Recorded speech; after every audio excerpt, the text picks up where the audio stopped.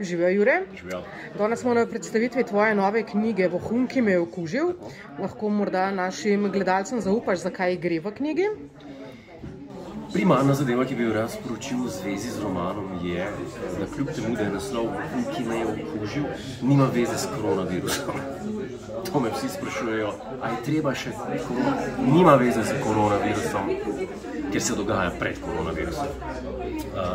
Zgodba pa je postavljena 1 leto po dogodkih v Casino Banal, v prejšnjem romanu, in nastopa ta ista lika, Spencer in Novak, ki sta nasledi kriminalne združbe, ki je odgovorna za ogromno terorističnih napadov, pripravlja pa enega, ki bo pa še hujši od vseh.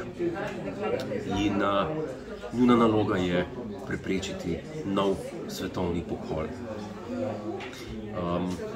Sam si pa v življenju želel, in to je nekako tudi namen te knjige, da me kdo okuži, predvsem z dobro voljo.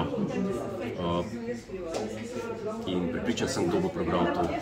Bo malo bolj dobre volje, kot je bil sploh po skoraj 2 letih, ki sta za nami.